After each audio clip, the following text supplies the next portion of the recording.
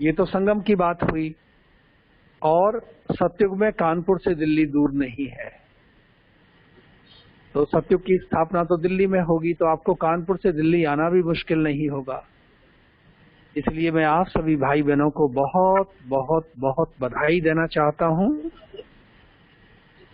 कि आप अपने भाग्य की सदैव सराहना करते रहें, अपने आप को शाबाशी देते रहें कि कितना सुंदर भाग्य बाबा ने आपका लिख दिया और अब ये ड्रामा में नूड हो गया।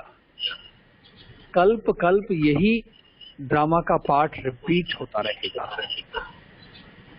तो मई महीना हम यहाँ दिल्ली लोधी रोड में भ्राता जगदीश जी का महीना मनाते हैं, क्योंकि आप सबको याद होगा 12 मई 2001 को आदरणीय भ्राता जगदीश जी ने अपनी संपूर्ण अवस्था को प्राप्त किया।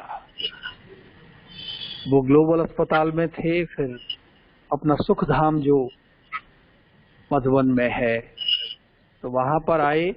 भ्राता जी का पुरुषार्थ बहुत उच्च कोटि का रहा और दिल्ली में मेरा उनसे बहुत बारी मिलना हुआ। तो भ्राता जी की नजर बहुत पारखी थी।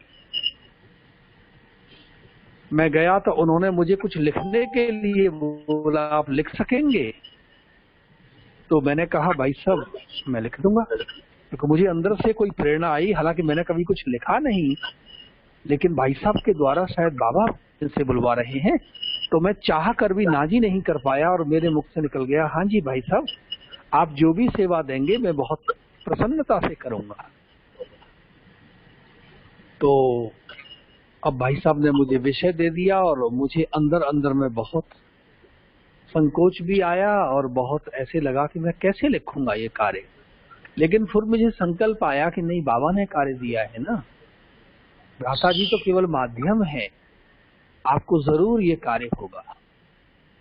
लेकिन फिर भी मेरे मन में थोड़ा थोड़ा ऐसे संकल्प विकल्प चलते रहे और मैं बस में बैठ के, मैं लौकिक घर में ही रहता था उस टाइम, मैं आ गया।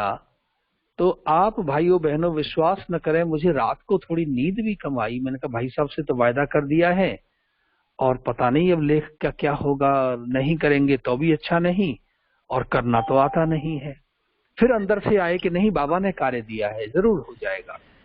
तो रात को थोड़ी नींद भी ऐसी आई, लेकिन मैं अमृत वेले जैसे ही उठा तो मैंने देखा कि कोई मेरा हाथ पकड़ के मुझे कह रहा है कि आप ये लिखो, आप ये पॉइंट लिखो, आप ये पॉइंट लिखो। पता नहीं कैसे मुझे 10, 12, 15 मुख्य मुख्य पॉइंट तुरंत मेरे मन में कैच हो गई, टच हो गई। तो योग पूरा नहीं हुआ, 5-7 मिनट शायद पूरा रहने में थे अभी, तो मैं तुरंत उठा, मैंने कहा मैं कहीं भूल न जाऊं, तो मैंने तुरंत कॉपी और पेन लिया और वो बातें मैंने लिख ली। और फिर मैं सवेरे अपना मुरली सुनी और मुरली के बाद में बैठ गया। तो फिर मैंने वो 3-4 पेज का लेख जो है लिख डाला हाथ से ही। और फिर मैंने भाई साहब को फोन भी कर दिया कि भाई साहब आपने जो सेवा दी थी वो तो बाबा ने करा दी। तो भाई साहब को बहुत आश्चर्य हुआ, कहते आप तो कहते थे 4-5 दिन लगेंगे, 1 सप्ताह लगेगा। मैंने कहा नहीं भाई साहब, आपने सेवा दी, बाबा की मदद मिली और मैंने तो ये कार्य आज ही निपटा दिया बाबा ने। तो कहा आप आ जाओ। फिर तो भ्राता जी के पास गए तो उन्होंने देखा तो उन्होंने बहुत मेरी प्रशंसा करने लगे और मेरी पीठ थपथपा दी। उन्होंने कहा आप तो बहुत अच्छे लेखक हैं, आपको तो बाबा का वरदान है, आपकी लेखनी के द्वारा बहुत सेवा होने वाली है। तो मैंने देखा कि सचमुच भ्राता जी के वो बोल मेरे लिए वरदान बने और 400-500 जितने लेख ज्ञानामृत में, प्योरिटी में, वर्ल्ड रिन्यूअल में, ओम शांति मीडिया में, आदि आदि जो हमारी पत्रिकाएं हैं उनमें मुझे लिखने का मौका मिला। और मैंने देखा कि बहुत सारे विषय तो ऐसे बाबा ने लिखवाए जो शायद मैं सोच भी नहीं सकता था, क्योंकि मैं बचपन में विज्ञान वगैरह का विद्यार्थी रहा, तो उस तरह से भगवान में बहुत ज्यादा आस्था नहीं थी। यद्यपि मेरा जन्म स्थान मथुरा के पास गांव में हुआ, तो वहां पिताजी माताजी वो सब बहुत धार्मिक, वो रामायण गीता वो सब सुनाते थे। लेकिन ज्ञान मुझे दिल्ली में मिला तो फिर मैंने सबसे पहला लेख लिखा। जैसे ही मैं ज्ञान की गहराइयों में गया, मुझे विश्वास हो गया कि भगवान इस धरा पर आए हुए हैं। तो वो मैंने लेख लिखा, ना आस्था से परम आस्था तक। फिर वो मैंने इंग्लिश में भी लिखा, from no faith to total faith. माने परमात्मा में आस्था नहीं थी, लेकिन कैसे भगवान में आस्था जागृत हो गई, कैसे मुझे ये निश्चय हो गया कि भगवान इस धरा पर आ गए। तो इसका श्रेय भ्राता जगदीश जी को जाता है। और मैं ज्ञान में नया नया ही आया था, तो मुझे नौकरी वगैरह की तलाश थी। तो जो दीदी थी निमित्त, उन्होंने कहा, पीयूष भाई आप मधुबन चलो बाबा मिलन के लिए। अभी थोड़े 4-6 महीने ही हुए होंगे मैं समझता हूँ। तो मैंने कहा बहन जी चलूंगा। मैंने कहा दीदी ने कहा है, माने शिव बाबा ने कहा है। तो मैंने हाँ जी बोल दी, लेकिन मुझे मन में बहुत संकल्प चलता था कि बाबा तो आए हैं ठीक है, लेकिन कोई रोजी रोटी भी हो, कोई धंधा भी हो, कोई कारोबार भी तो जरूर होना चाहिए ना। तो रेलगाड़ी में बैठ गए, वहां ऊपर पहुंच भी गए मधुबन। उस टाइम तो बाबा का मिलन मधुबन में होता था, ओम शांति भवन में। क्लासेस भी किए, लेकिन मुझे बहुत अंदर ही अंदर ये संकल्प फिर भी बार बार आता रहा कि नौकरी का क्या होगा, खाने पीने के लिए कहां से आएगा, भगवान तो मिल गए हैं, ये तो प्रसन्नता है, ये तो बहुत खुशी है। लेकिन साथ साथ वो बात भी चलती रही। अंततः इसी कशमकश में बाबा मिलन का समय आया और मैं आगे ही फर्श पर बैठा हुआ था। तो बाबा की मुरली चलनी शुरू हुई। और उसके बाद क्या होता था, बाबा हर एक भाई बहन को मंच पर बुलाते थे।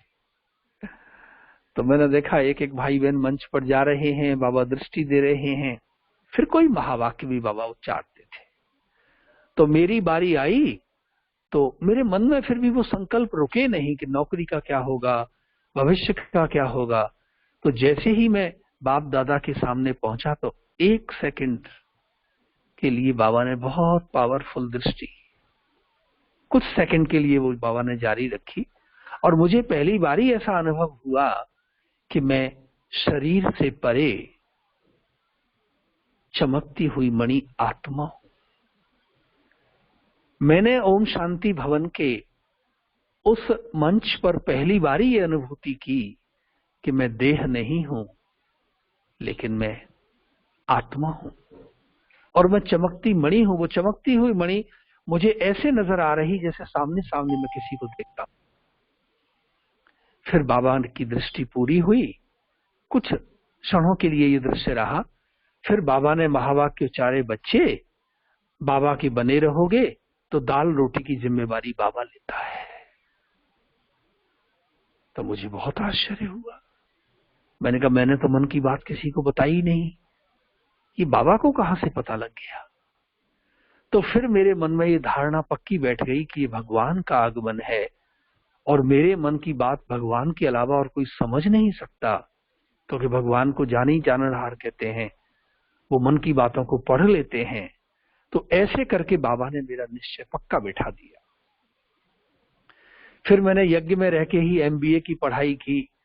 तो उसके आधार पर बहुत सारी बड़ी बड़ी कंपनियों में, बहुत सारे बड़े बड़े इंस्टीट्यूट्स में मुझे जाने का सौभाग्य प्राप्त हुआ। अब तक लगभग 2000 कार्यशालाएं, सेमिनार्स मैंने कराए हैं, स्ट्रेस मैनेजमेंट, तनाव प्रबंधन पर, संबंधों में समरसता, रिलेशनशिप मैनेजमेंट, समय प्रबंधन, टाइम मैनेजमेंट, माइंड मैपिंग, सकारात्मक चिंतन।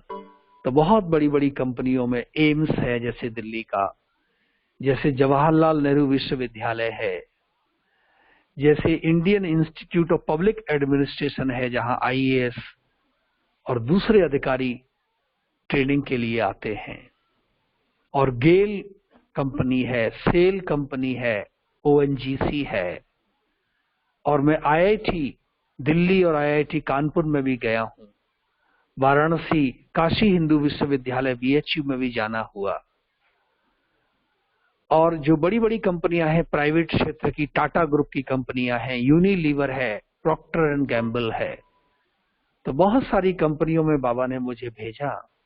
और मैंने देखा कि बाबा की बातों को बड़े बड़े कंपनियों के चेयरमैन, बड़े बड़े निदेशक, बड़े बड़े महाप्रबंधक भी कैसे रुचि से ये बातें सुनते हैं।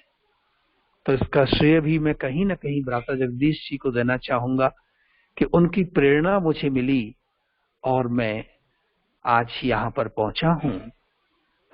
भ्राता जगदीश जी ने जब शरीर छोड़ा तो हमें दिल्ली में पता लगा, तो मैं वहां विशेष गया और भ्राता जगदीश जी की अर्थी को कंधा देने का भी सौभाग्य मुझे प्राप्त हुआ।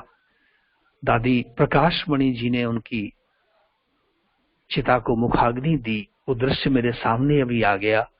लेकिन वो बहुत विशेष आत्मा, वो जितने देखने में बाहर से साधारण थे, उतना ही व्यक्तित्व उनका असाधारण। एक बारी भी कोई उनसे मिलेगा तो भ्राता जी परख लेंगे, उनको बाबा के यज्ञ के नजदीक ले आएंगे, कोई ऐसी सेवा दे देंगे, कोई ऐसा उत्तरदायित्व दे देंगे। तो जैसे बाबा उनको संजय बोलते हैं, तो उनकी पारखी दृष्टि थी। उनकी नजर जो थी वो हरेक को आगे कैसे बढ़ाए। मैं वार्षिक मीटिंग में मधुबन जाया करता था, भ्राता जी उस टाइम मीटिंग कंडक्ट करते थे, तो कई बारी वो मुझसे भी सवाल पूछ लेते थे बीच बीच में। आप सोचिए, मैं बहुत ही छोटा था उस टाइम, लेकिन भाई साहब का ये था कि हरेक आत्मा को आगे बढ़ाना है। दादियां भी हमें अपना अनुभव सुनाती हैं, दादी गुलजार जी, दादी रुक्मणी जी, कि कहीं प्रवचन करने जाना होता था तो रास्ते में भाई साहब सारा बताते जाएंगे, ये बोलना है दादी, ये बोलना है दादी, ये बोलना है। और फिर कहते थे हमें मंच पर बिठाया, और वो स्वयं फिर वहां से गायब हो जाते थे। तो इतनी बड़ी उनकी निर्माणता, इतनी बड़ी उनकी महानता, आप सोचिए। और आज भ्राता जी इतना आगे निकल गए। तो हमारे लिए शिक्षा ये है कि यदि हम दूसरों को आगे बढ़ाते हैं, यदि हम अपने आप को गुप्त रखते हैं, तो बाबा फिर हमें प्रत्यक्ष कर देते हैं, बाबा हमें सबसे आगे कर देते हैं। भ्राता जी की मुरली के अंदर बहुत गहरी लगन। आरंभ में वो सोनीपत में रहते थे, जो दिल्ली से थोड़ा, मैं समझता हूँ 60, 70, 80 किलोमीटर दूर होगी जगह। तो वहां से भाई साहब अपनी रेलगाड़ी में बैठ के हर दिन मुरली सुनने आया करते थे, कमला नगर सेंटर में, जो सबसे पहला सेंटर सारे विश्व का बाबा ने खुलवाया। तो एक दिन भ्राता जी आ रहे थे सोनीपत से दिल्ली, तो अचानक रेलगाड़ी बीच में खराब हो गई। अब क्या करें? तो इतने ही देर में भ्राता जी ने देखा कि मालगाड़ी आ रही है, तो वो मालगाड़ी में बैठ गए, और मालगाड़ी में बैठ कर के वो समय से पूर्व ही मुरली की क्लास में पहुंच गए। तो भाई साहब की क्लास की, भाई साहब की शिक्षाओं का सार ये है कि हम कुछ भी हो जाए, लेकिन हमें अपनी मुरली नागा नहीं करनी है। ये मुरली मेरा जीवन दान है, ये मुरली मेरा प्राण है, ये मुरली मेरा आधार है। यदि हम मुरली नहीं सुनेंगे तो हमारा योग लगने वाला नहीं है। आप भाई बहन अपने आप से पूछो कि मई महीना, आज 31 तारीख हो गई, ये भ्राता जगदीश जी का महीना है, कौन कौन से ऐसे लाल हमारी क्लास में बैठे हुए हैं जिन्होंने मई महीने में एक दिन भी बाबा की मुरली नागा नहीं की? वो अपने आप को शाबाशी दें। मैं भी उन्हें शाबाशी देता हूं, ये बहुत बड़ी बात है। और कौन कौन से ऐसे भाई बहने हैं जो जब से सरकार ने तालाबंदी शुरू की है, मैं समझता हूं 2 महीने से ज्यादा हो गए हैं, 25 मार्च को भारत सरकार ने घोषणा की थी, आज 31 मई है। तो आदरणीय भ्राता जगदीश जी कहते थे कि यदि कोई ब्राह्मण अमृत वेला योग नहीं करता तो वो ब्राह्मण कहलाने का अधिकारी नहीं हो सकता। तो भाइयों बहनों, आप अपने आप से पूछिए कि इन 2 महीनों से ज्यादा टाइम आज हो गया है, 66-67 दिन हो गए हैं, कोई हमारा अमृत वेला नागा तो नहीं हुआ। जो कहते हैं एक भी दिन हमारा अमृत वेला नागा नहीं हुआ, मैं उनके लिए तालियां बजाता हूं, उनको बहुत बहुत बधाई देता हूं, क्योंकि ये भ्राता जी के लिए हमारी सच्ची श्रद्धांजलि। और जिनका किसी कारण से मुरली और अमृत वेला अब तक नागा हुआ, तो आज हम संकल्प कर लेंगे कि जब तक हमारा ब्राह्मण जीवन है हमें एक दिन भी बाबा की मुरली और बाबा का अमृत वेले का योग नागा नहीं करना है, क्योंकि बाबा ने बहुत बारी बोला हुआ है ये ब्राह्मणों की रेस चल रही है और इस रेस में कौन विजयी बनेंगे? जिनके दोनों पैर सलामत होंगे। जैसे दुनिया में भी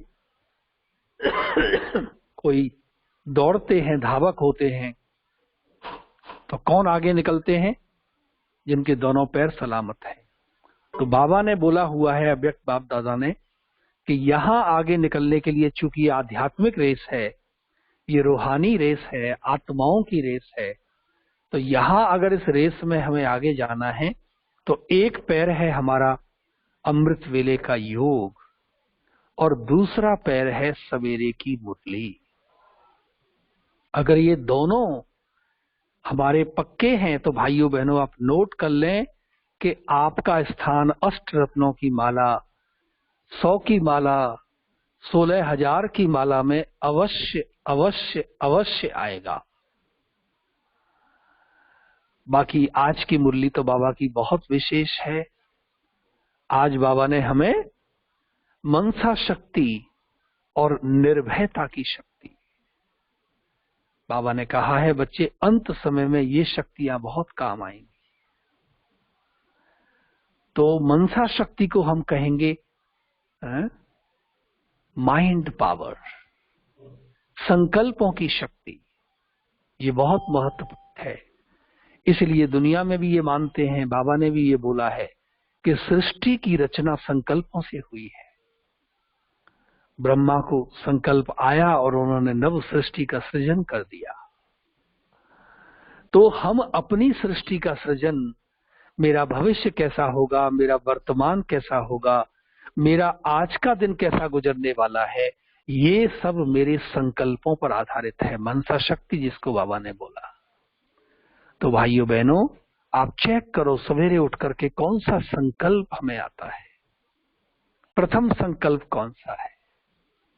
वो बहुत महत्वपूर्ण है।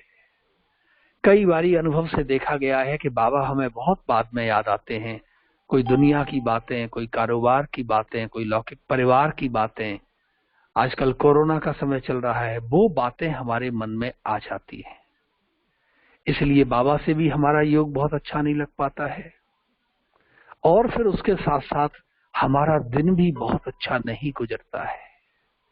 तो आज से, अब 31 तारीख आज पूरी हो रही है और कल 1 जून है और आप सब भाई बहनों को पता है कि जून महीना जो है वो हमारी मम्मा का महीना है।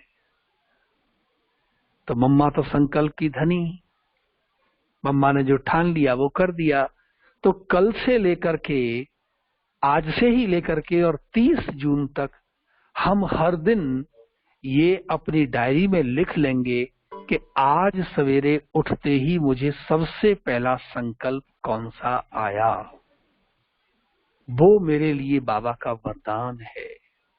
वो संकल्प जितना श्रेष्ठ होगा, वो संकल्प जितना महान होगा, वो संकल्प जितना बाबा के बारे में होगा, तो आप पक्का कर लीजिए कि आपका अमृत वेला बहुत शक्तिशाली होगा और फिर आप मुरली भी आपके अंदर जाएगी। फिर दिन में भी आप देखेंगे आपकी अवस्था बहुत ऊंची रहेगी, आपके चेहरे पर ग्लो आ जाएगा। आप 1000 की सभा में खड़े होंगे, सबकी नजरें आपके ऊपर आके टिक जाएंगी, क्योंकि आप विशेष आत्मा हैं। तो आज से लेकर पूरे अगले महीने 30 जून तक हम ये संकल्प करें, हम ये प्रतिज्ञा करें, हम ये दृढ़ प्रतिज्ञा करें कि सवेरे सवेरे उठ करके अमृत वेले बाबा के अलावा और कोई संकल्प मुझे नहीं आ सकता है। उसको अपनी डायरी में नोट कर लें। और वो संकल्प हमारा अच्छा कब होगा? जब आज रात को सोने से पूर्व हमारा अंतिम संकल्प कौन सा रहा, वो बहुत महत्वपूर्ण है। आजकल कई सारे ब्राह्मण टीवी देखते देखते सो जाते हैं, व्हाट्सएप पर बात करते करते, चैट करते करते सो जाते हैं, कोई और कुछ पढ़ते हैं, ये करते हैं। नहीं, बाबा ने हमें बोला हुआ है कि सोने से आधा घंटे पहले, 1 घंटे पहले हम सब बाहर की चीजों को, साधनों को, सबको दूर रखते हैं, यहाँ तक कि अपने मोबाइल को भी अपने आप से दूर रखें। ये नियम मैंने बनाया हुआ है कि मैं भोजन के टाइम कभी मोबाइल से बात नहीं करता हूँ। योग करने के टाइम भी मैं मोबाइल को अटेंड नहीं करता। सवेरे भी उठ करके मैं कोशिश करता हूँ कि मुरली सुनने तक मैं मोबाइल से और चीजों से यदि बहुत आवश्यक न हो तो मैं दूर रहूं। तो आप भी इस पूरे महीने ये संकल्प करेंगे कि रात को भी सोने से पहले हम अपने मन को बहुत हल्का कर देंगे। वरना तो कई ब्राह्मणों को फिर सवेरे नींद नहीं आती है, रात को नींद नहीं आती है, सवेरे फिर तरोताजा महसूस नहीं करते हैं, उठ तो गए लेकिन झुटके खाते रहते हैं, बाबा की याद नहीं आती है, फिर कहते हैं अमृत वेले हमें मजा नहीं आता है। तो भाइयों बहनों, यदि हमें अमृत वेले प्राप्ति नहीं होगी तो अमृत वेला हमारा सदा काल के लिए नहीं चल सकता है। आप नोट कर लीजिए। तो इसलिए हमें क्या करना है कि हमें अपने अमृत वेले को पावरफुल बनाने के लिए रात को सोने से पहले का जो 1 घंटा है वो बहुत महत्वपूर्ण है। उस घंटे में केवल बाबा का चिंतन, बाबा की मुरली, बाबा से रूरेहान, बाबा को सारे दिन का चाट, कोई भूल हुई तो बाबा से क्षमा मांग ले, बाबा से माफी मांग ले, तो आप देखेंगे आप बहुत हल्के हो जाएंगे और आपका ये 1 महीने का अमृत वेला जून मास का आपके सारे ब्राह्मण जीवन के लिए आधार बन जाएगा। ये महीना आपके जीवन में यादगार बन जाएगा। तो पूरे ही महीने हमें अमृत वेला मिस नहीं करना है। उसके लिए हमें अपनी मनसा को बहुत शक्तिशाली बनाना है, क्योंकि आज जितने भी हमारे सामने कठिनाइयां आ रही हैं, प्रॉब्लम्स आ रही हैं, उनका कारण है मेरा कमजोर मन, वीक माइंड। जैसे कोई कमजोर बच्चा होता है तो वो बीमारी जल्दी पकड़ता है। आजकल कोई कमजोर है तो उसको कोरोना आने के चांसेस बनते हैं। इसलिए डॉक्टर कहते हैं अपनी रोग प्रतिरोधक क्षमता को बढ़ाइए, इम्यूनिटी को बढ़ाइए, बादाम खाएं, फलाना ये खाएं, वो खाएं, क्या क्या चीजें बोलते हैं। तो वो तो हम करें, लेकिन आज हमारी आत्मा की जो रोग प्रतिरोधक क्षमता है वो भी कम हो गई है। तो आत्मा के इम्यूनिटी स्टेटस को बढ़ाने के लिए शुभ चिंतन, सकारात्मक चिंतन और प्रभु चिंतन हमें करना है। हमारा मन सदैव इन बातों में रमण करता रहे। और बाबा ने बोला कि दिलाराम को सच्ची दिल वाले बच्चे पसंद है। नंबर 1 लेने का भी आधार बाबा ने क्या बताया? साफ दिल और सच्ची दिल। तो हम चेक करें कि मेरी दिल साफ है, मेरी दिल सच्ची है। सच तो बिठो नच, ऐसे बाबा बोलते हैं। सांच को आंच कहां, ऐसे भी कहावत है। तो आज हमें अपने आप से पूछना है कि मेरे दिल में कोई खोट तो नहीं है, मेरे मन में कोई यहां वहां की बातें तो नहीं है, मैं बाबा से और बाबा के परिवार से कुछ छिपाता तो नहीं। इसलिए रामायण में एक जगह प्रसंग आता है, निर्मल मन जन सो मोहे पावा, मोहे कपट छल छिद्र न भावा। मुझे कौन प्राप्त कर सकते हैं? जिनका मन निर्मल है, जिनके मन में कोई गंदगी नहीं है। मैल क्या है?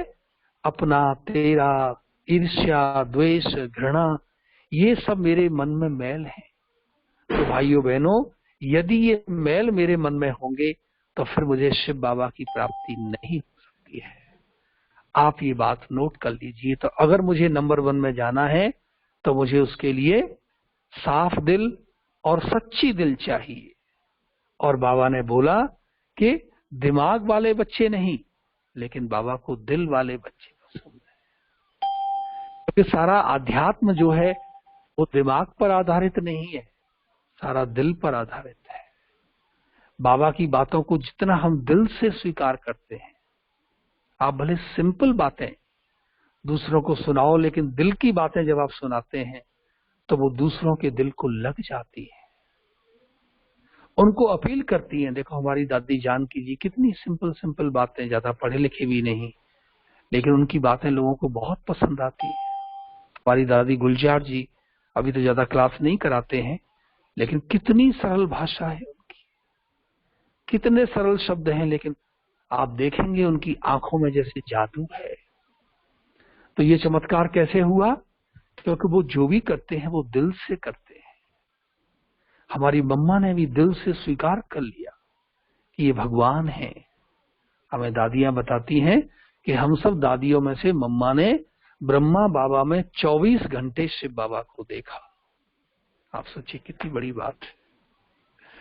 तो आज हमें ये चेक करना है कि हम ज्यादा काम दिल से लेते हैं या दिमाग से लेते हैं। और आज तो बाबा एडवांस पार्टियों वालों से मिले तो मम्मा ने क्या बताया? सफलता का आधार सदा सहन शक्ति और समाने की शक्ति। ये दो शक्तियां बहुत जरूरी हैं भाइयों बहनों। आजकल के जो युवा हैं, जो बच्चे हैं, आजकल की जो बहुएं आ रही हैं, मैंने देखा है उनमें सहन शक्ति नहीं है, उनमें समाने की शक्ति नहीं है। लेकिन ये हम योगियों के लिए सबसे बड़ी हमारी शक्ति है। इसको सहनशीलता भी बोलते हैं। माने सहन भी करना है और फिर शीतल भी रहना है।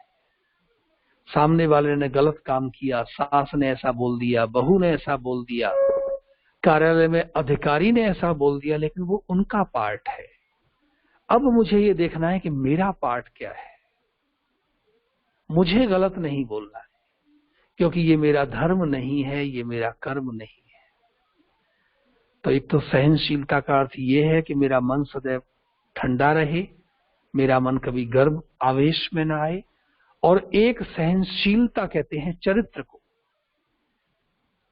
तो अगर मेरे अंदर सहन करने की शक्ति है तो ये मेरा बहुत ऊंचा चरित्र है। देखो मम्मा ने भी कितना सहन किया। आप यज्ञ का इतिहास उठा के देखिए। ब्रह्मा बाबा के सहन करने की तो सीमा ही नहीं थी। सारा सिंध समाज बाबा के विपरीत चला गया, लेकिन फिर भी बाबा झुके नहीं, फिर भी बाबा अपने पद से हटे नहीं, क्योंकि बाबा को पता था कि शिव बाबा का कार्य है और ये कार्य कोई दुनिया की ताकत इसको रोक नहीं सकती है। तो बाबा कहते हैं बच्चे जो सहन करते हैं वो ही भविष्य में शहंशाह बनते हैं। ये जो हम सह रहे हैं ये सहना नहीं है, लेकिन ये आत्मा का सबसे बड़ा गहना है। तो इसलिए आज से अब पूरे जून के महीने में हम ये प्रैक्टिस करेंगे, क्योंकि हमारी मम्मा ने ये बहुत अभ्यास किया, भ्राता जगदीश जी ने भी बहुत अभ्यास किया कि हम सहनशीलता के गुण को धारण कर लेंगे। ऐसे नहीं 9 बारी सहन कर लिया, यदि 10वीं बारी किसी ने बोला तो फिर मैं इसको सुना दूंगा, नहीं। वो तो बाबा कहते बच्चे आपने मजबूरी में सहन किया, मोहब्बत से सहन नहीं किया। एक बारी कहानी सुनाते हैं ना कि एक नदी में साधु स्नान कर रहे थे, तो वहां एक बिच्छू पानी में आ गया। तो साधु ने उसको अपने हाथ पे लिया और बाहर निकालने के लिए डंक मार दिया। वो साधु के हाथ से गिर गया। फिर वो पानी में बह के जाने लगा, तो साधु को फिर से आया कि नहीं, तो वो दोबारा से उसको हाथ में पकड़ा और फिर बाहर की तरफ, किनारे की तरफ ले जाने लगे। तो देखा फिर से उसने डंक मार दिया बिच्छू ने। फिर वो हाथ से गिर गया और तीसरी बारी जब देखा साधु ने, तो पुनः उनके मन में आया कि नहीं, मुझे इसको बचाना है। तो वो हाथ पर उठाया और उसको किनारे की तरफ ले जाने लगे। तो वहां कोई व्यक्ति खड़ा हुआ था, कहा साधु जी ये बिच्छू बार बार आपको डंक मार रहा है और फिर भी आप इसकी रक्षा कर रहे हैं। तो साधु जी ने मुस्कुरा के बोला, देखो बिच्छू का कार्य क्या है? तो उस व्यक्ति ने उत्तर दिया, बिच्छू का कार्य है डंक मारना। तो कहा जब ये अपना कार्य नहीं छोड़ रहा है तो मैं तो साधु हूं, मैं तो संत हूं, तो मेरा कार्य क्या है? मेरा कार्य है दूसरों पर दया करना, मेरा कार्य है दूसरों की सहायता करना। तो जब ये छोटा सा बिच्छू अपना कार्य नहीं छोड़ रहा है तो मैं भी अपना कार्य क्यों छोड़ूं। तो भाइयों बहनों, सहनशीलता जो है ये मेरा सबसे बड़ा गुण है। मुझे किसी भी हालत में इसको छोड़ना नहीं है। आज घरों में लड़ाई झगड़े का कारण क्या है? सहन शक्ति नहीं है। तो इसको हमें अपने अंदर धारण करने की आवश्यकता है। और दूसरा मम्मा ने बताया, सफल होना है तो समाने की शक्ति। देखो सागर, आप देखते हैं ना, सागर कितनी सारी गंदगी है, सब दुनिया का कूड़ा सब कुछ उसके अंदर जाता है, लेकिन वो सब अपने अंदर समा लेता है। तो हम भी मास्टर सागर है ना। तो किसी ने कोई बात हमें सुनाई, यज्ञ की कोई बात है, हम उसको अपने अंदर समा लें। आजकल कई भाई बहन ने, मैंने देखा है, सेंटर के बाहर जाकर मीटिंग करेंगे, दीदी की बात आपको सुनाएं, मधुबन जाएंगे, मधुबन की बात आपको सुनाएं। तो देखो ये भी हम क्या कर रहे हैं, कचरा उठा के ले आए ना, गंदगी ले आए ना। और दीदी किसकी है? दीदी तो हमारी है, वो हमारी बहन नहीं है। तो हमें अपनी घर की बात को बाहर नहीं फैलाना है। पहले तो दीदी की कमजोरी देखने का ठेका बाबा ने मुझको नहीं दिया, उनको बाबा देख रहा है, बाबा जाने वो जाने, लेकिन मुझे सदैव उनकी अच्छाई देखनी है। और यदि समझो कोई मैंने कमी देख भी ली तो उसको मैं अपने अंदर संभालूं, मेरी है, मेरी बहन जी है। तो जहां जिस सेंटर पर ऐसे भाई बहन होते हैं, तो मैंने देखा है वो सेंटर का किला बहुत मजबूत हो जाता है। उस किले को माया कभी हिला नहीं सकती है। वहां कभी आपस में मनभेद, मतभेद ये सब नहीं होते हैं। वरना एक बारी अगर ये चीजें किसी सेवा केंद्र में हो जाएं, तो मैंने देखा है वहां उन्नति रुक जाती है, फिर भाई बहनें भी सब इसी चीज में चले जाते हैं। तो भाइयों बहनों, मम्मा के ये बताए हुए दोनों महामंत्र आज हम याद रखेंगे कि यदि हमें सफलता चाहिए तो सहन शक्ति और समाने की शक्ति हमें धारण करनी पड़ेगी। और विश्व किशोर दादा को बाबा ने पूछा, तो बाबा ने उत्तर दिया, निश्चय अटल और नशा संपन्न।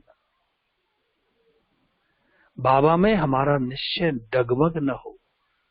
अब 2 महीने से भी अधिक से कोरोना का समय आया है, कारोबार बंद हो गया है, बिजनेस बंद हो गया है, कई सारे भाई बहनों का यज्ञ में निश्चय डोल रहा है, बहनों में निश्चय डगमग हो रहा है।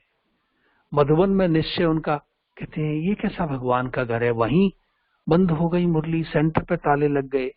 तो भाइयों बहनों, ये माया हमारी परीक्षा ले रही है।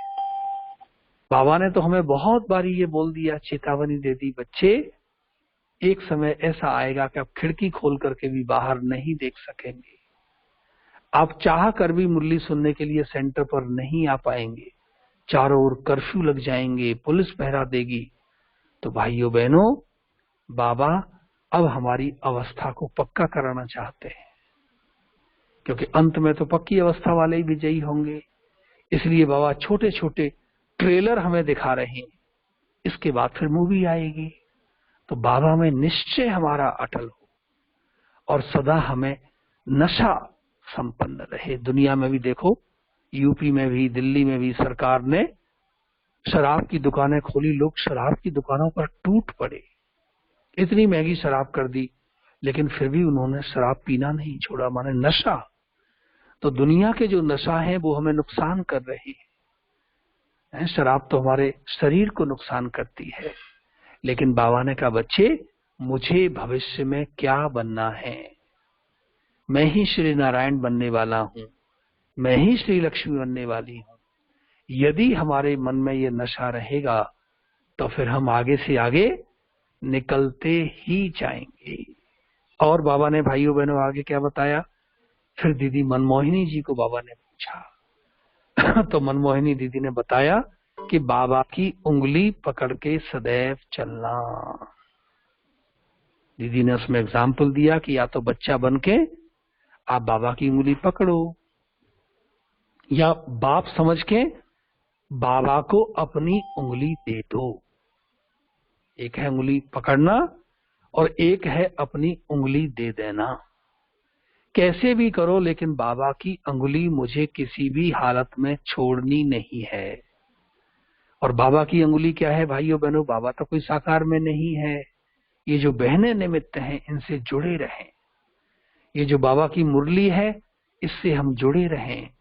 अमृत वेला हमारा कभी नागा न हो। आज बाबा ने एक शब्द बोला मुरली में, आई वेल। तो बाबा ने कहा, बच्चे जिन्होंने यज्ञ में जरूरत थी उस समय सहयोग किया, तो बाबा उनको एक्स्ट्रा गिफ्ट दे देता है, लिफ्ट के रूप में गिफ्ट दे देता है। तो ये जो कोरोना का समय चल रहा है, ये यज्ञ के इतिहास में भी अभूतपूर्व है।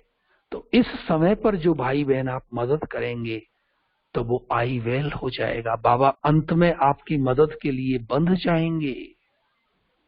इसलिए बाबा ने आज माताओं को याद किया कि पूली पूली से तालाब, ड्रॉप बाय ड्रॉप, भले जितना भी हमारे पास है, लेकिन ये नहीं कि हम ठगी करें, है बहुत ज्यादा, हम थोड़ा दे देते हैं बाबा को। बाबा ने कहा, बच्चे नहीं, मैं भावनाओं को देखता हूं और हिसाब ही हिसाब है। गरीब का 1000 रुपए और धनवान का 1,00,000 रुपए। तो इस समय पर जो हम धन से अपना सहयोग करेंगे, तो बाबा के दिल की दुआएं भी मिलेंगी, दीदियों की दुआएं भी मिलेंगी, और हम बाबा के दिल तक पर चढ़ जाएंगे। और आप सबको पता है कि हम भगवान को कुछ दे नहीं सकते, लेकिन क्या कर सकते हैं? हम भगवान से अपना भाग्य बना रहे हैं। हम भगवान को क्या देंगे? लेकिन वास्तव में बाबा से लेकर के हम अपना भाग्य बना रहे हैं। तो कभी ये मन में संकल्प ना आए कि यज्ञ में मैंने इतना किया, मैं कुछ करने वाला नहीं हूं, लेकिन हमें बाबा ने अपना भाग्य बनाने का ये अवसर दिया है। और फिर बाबा ने अंत में बोला कि बच्चे रिसर्च करो। आज बाबा ने हम सब बच्चों को रिसर्च स्कॉलर बनाया कि अभी तो वाणी के द्वारा परिवर्तन हो रहा है, लेकिन अभी वृत्ति के द्वारा वृत्तियों का परिवर्तन, संकल्प के द्वारा संकल्प परिवर्तन, ये बहुत बड़ा होमवर्क, गृह कार्य बाबा ने हमें दिया है। तो हम भाई बहने आज से पूरे महीने ये चेक करेंगे कि वृत्तियों के द्वारा हम दूसरों की वृत्ति का परिवर्तन कैसे कर सकते हैं। संकल्पों के द्वारा हम दूसरों के संकल्पों को परिवर्तन कैसे कर सकते हैं। बाबा कहते हैं चैरिटी बिगिंस एट होम। सबसे पहले आप अपने घर में ये प्रयोग करो। आपकी कोई युगल है, आपका कोई बेटा है जो ज्ञान में नहीं चलता है, कोई कर्मचारी है, कोई अधिकारी है जो बाबा का बहुत सहयोगी नहीं है, उसकी वृत्ति का परिवर्तन कैसे करें। उसको सवेरे सवेरे अमृत वेले उठ करके अच्छी वाइब्रेशंस भेजें। अपने बच्चों को अच्छी वाइब्रेशंस दें। बच्चे बहुत अच्छे हैं, ये बच्चे बाबा का नाम रोशन करने वाले हैं, ये बाबा के कार्य में सहयोगी बनने वाले हैं। तो आप देखेंगे बच्चे आपके बहुत आगे निकल जाएंगे, बच्चे आपके योग्य बन जाएंगे, बच्चे आपके सुयोग्य बन जाएंगे। तो बाबा ने कहा, बच्चे ये बहुत बड़ी साइंस है, ये बहुत बड़ी विज्ञान है, ये कोई सत्संग नहीं है हम आए और बाबा का थैंक यू बाबा करके चले गए। नहीं, हमें हर एक बात बाबा की एक्सपेरिमेंट करनी है।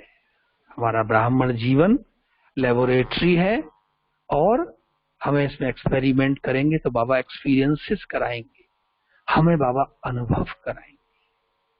तो अभी हम थोड़ी देर के लिए आप सबको भी अनुभव कराएंगे। आप सब सीधे होकर के बैठ जाएं।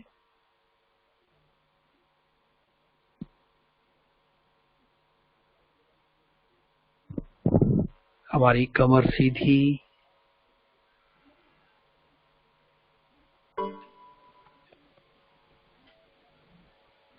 शरीर ढीला,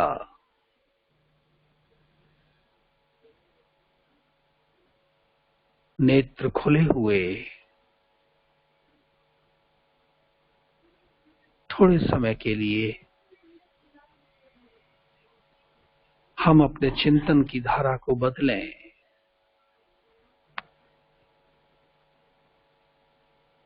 अपने संकल्पों को बाहरी जगत से समेट लें, अंतर जगत की यात्रा पर चले। ये महीना, मई महीना भ्राता जगदीश जी को समर्पित है। बाबा ने उन्हें बहुत सारे सम्मान दिए, संजय, हनुमान, गणेश।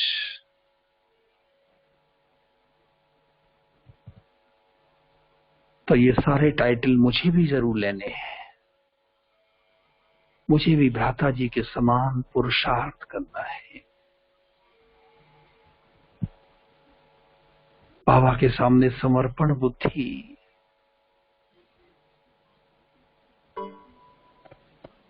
यज्ञ में बड़े दादियों के लिए, दीदियों के लिए बहुत सम्मान की भावना। भ्राता जी का अमृत वेला एक्यूरेट, मुरली में समय से पूर्व पहुंचना। तो ये सब गुण मुझे भी अपने जीवन में धारण कर लेने हैं। और कल से जून का महीना शुरू हो रहा है। वो हमारी मीठी मम्मा का महीना है।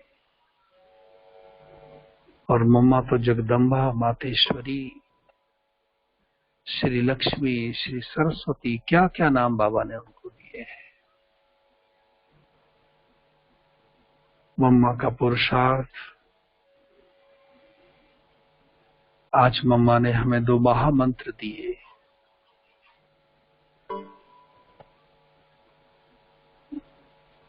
सहनशीलता का गुण धारण करना है।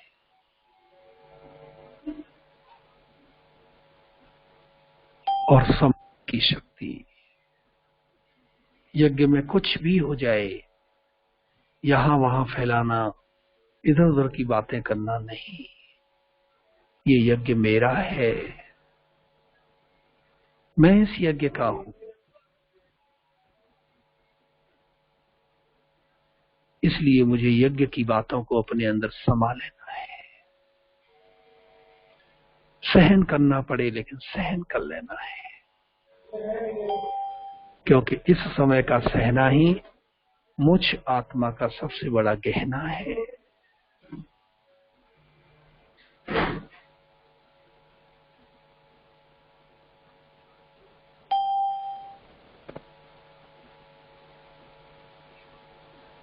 सहनशीलता। मुझे कितना भी सहन करना पड़े लेकिन फिर भी मैं शीतल रहूं, क्योंकि ये मुझ आत्मा का धर्म है, ये मेरा कर्म है। समाने की शक्ति, ये दोनों ही शक्तियों का हम पूरे जून महीने में अभ्यास करेंगे। और मम्मा के समान हम क्लास में पहले पहुंच जाएं। भले हम घर में मुरली सुनते हैं आजकल, लेकिन मुरली शुरू होने से पहले हम उपस्थित हो जाएं। अमृत वेला बहुत शक्तिशाली, पावरफुल। और विश्व किशोर दादा ने हमें 2 महामंत्र दिए। अटल निश्चय और नशा संपन्न बनना है। चाहे सारी दुनिया एक ओर हो जाए, लेकिन मेरा निश्चय डगमग नहीं हो सकता है।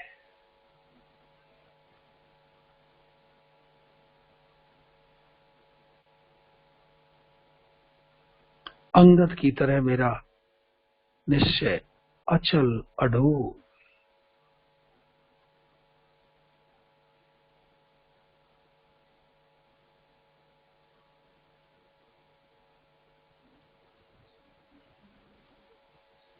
मुझे नशा संपन्न बनना है।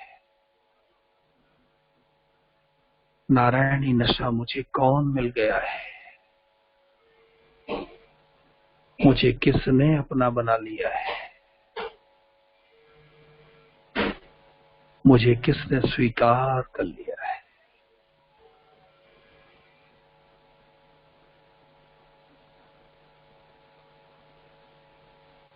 मैं वो विशेष रत्न हूं, आदि रत्न हूं।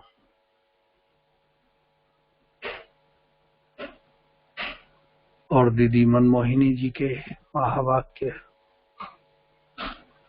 सदैव बाबा की उंगली पकड़ के चलना है।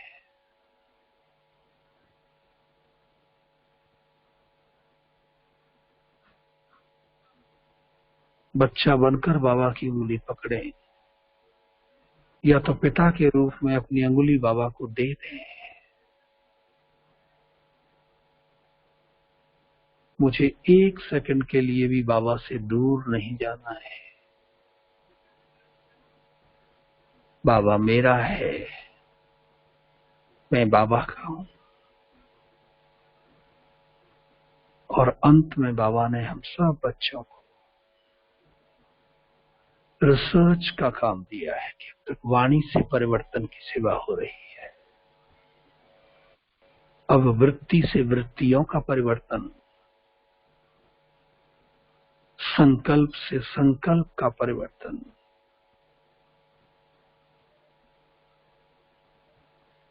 ये बहुत बड़ी सेवा है।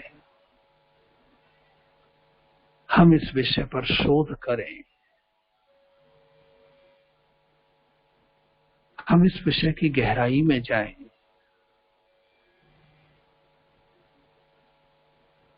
तो अवश्य ही बाबा हमें नई नई टचिंग्स कराएंगे।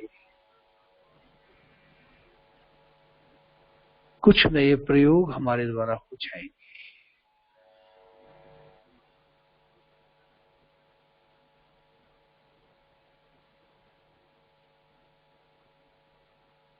ये अभ्यास मुझे प्रतिदिन करना है, सवेरे से लेकर शाम तक करना है।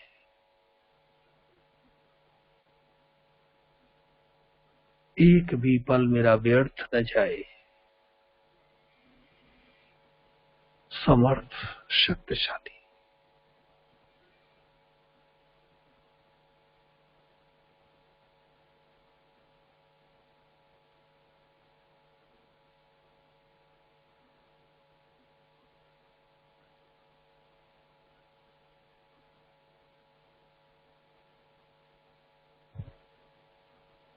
ओम शांति। ओम शांति।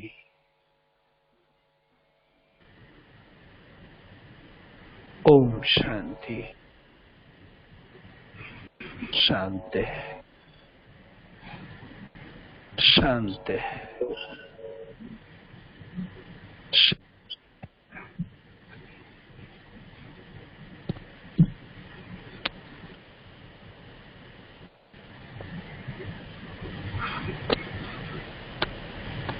ओम शांति।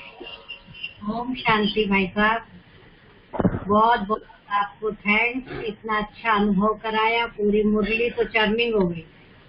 बाबा कहता दिवाली का तो आज पूरी मुरली का आपने मंथन करा दिया। थैंक यू बाबा। कोई भाई बहन के मनों में प्रश्न तो नहीं है? कोई किसी का कोई प्रश्न हो तो आप क्वेश्चन पे क्लिक कर सकते हैं, पूछ सकते हैं, हम पिक कर लेंगे।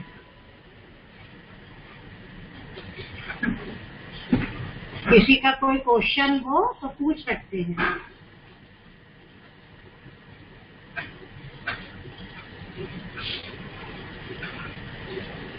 प्रश्न नहीं है, प्रश्न नहीं है तो प्रश्नों से पार। प्रसन्नचित्त हो जाइए फिर। बहुत अच्छे अनुभव लगे भाई साहब के। जगदीश भाई को तो हम सबने देखा, हमने क्लासें अटेंड की भाई साहब की। बहुत अच्छी ट्रेनिंग आते थे, कुमारियों की, बहनों की। बहुत पावरफुल क्लास होती थी भाई साहब की। पावरफुल। और बाबा के यज्ञ के देखो पिलर थे इतने पावरफुल। पिलर बिल्कुल ठीक बोला। नए हैं, कोई किसी ने देखा नहीं, लेकिन साहित्य तो जरूर पढ़ा है। तो जब बाबा तो बाबा देखो कितना महान होगा, सोच सकते इनको देख करके हम। और आपने इतने अच्छे अनुभव सुनाए तो आप में भी उनकी छवि दिखाई दे रही है। थैंक यू बाबा। किसी का क्वेश्चन हो तो सकते हैं। कोई नहीं, पूरा करें तभी मीटिंग अभी। ठीक है भैया, चलिए। ओम शांति।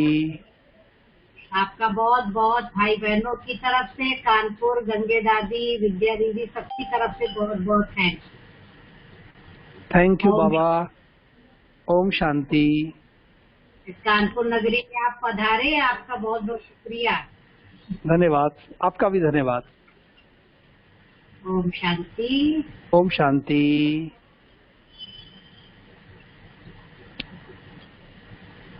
ओम शांति।